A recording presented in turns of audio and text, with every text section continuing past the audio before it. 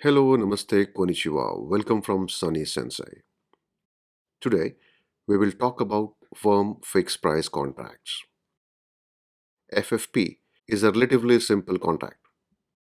The seller works out a cost estimate, the target cost. Profitability goal is the target profit. Target cost plus target profit gives the target price. If 100 is the target cost and 20 is the target profit, the target price is 120. Simple. The targets are just estimates. The actuals might differ. Let's look at some potential scenarios. In FFP, the actual price is always equal to target price.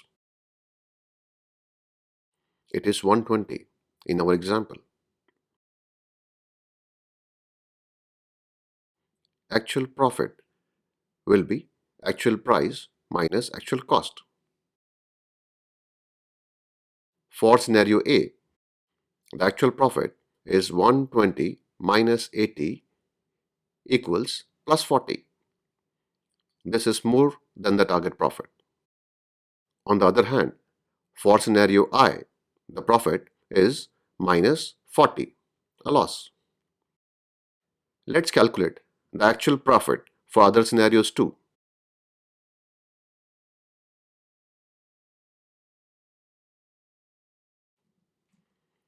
Here is a plot of actual price and actual profit against the actual cost. What do we observe?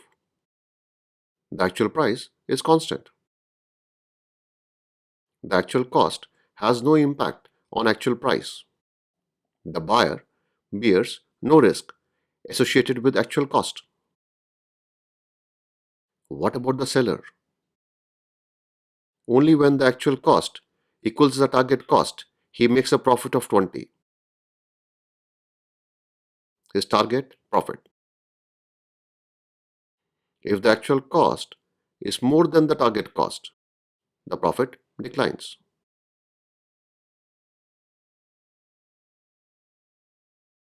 The profit falls to zero when the actual cost equals actual price.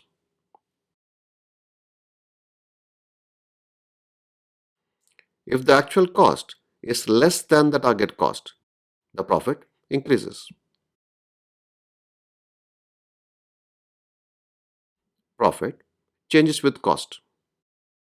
Seller is 100% responsible for this risk.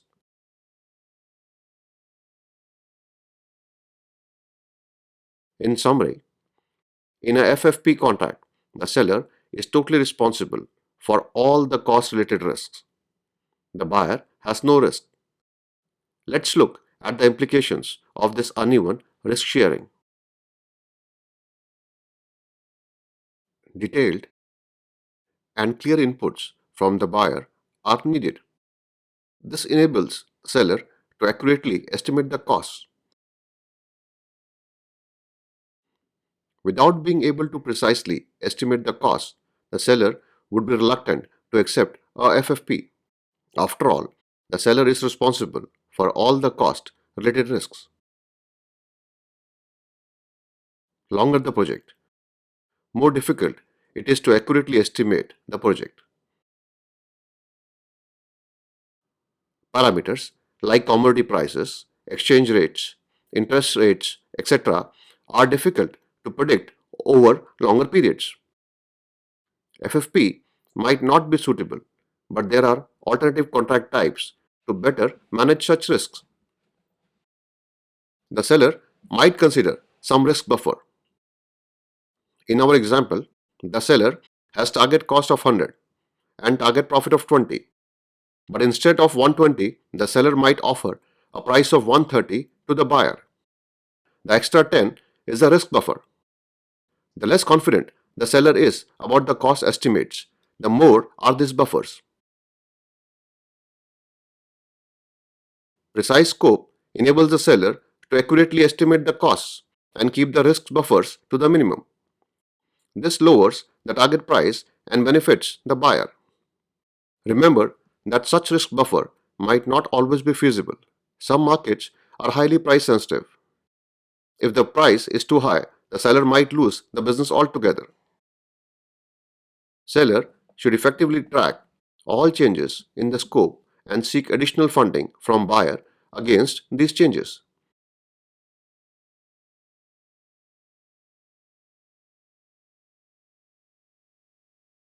Any deviation from the initial scope is buyer's responsibility. Avoid scope creep. Deliver only what you get paid for. Scope creep means extra cost and lower profits. Finally, the seller has no choice but to keep a close eye on the costs. Any lapse will hit the profit.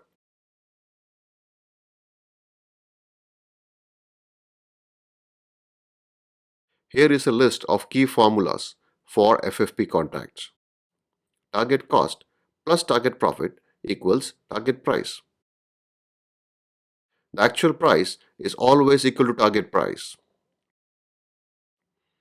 Actual cost plus actual profit gives us actual price. As actual price is equal to target price, we can say that actual cost plus actual profit equals target price. Or actual profit is equal to target price minus actual cost.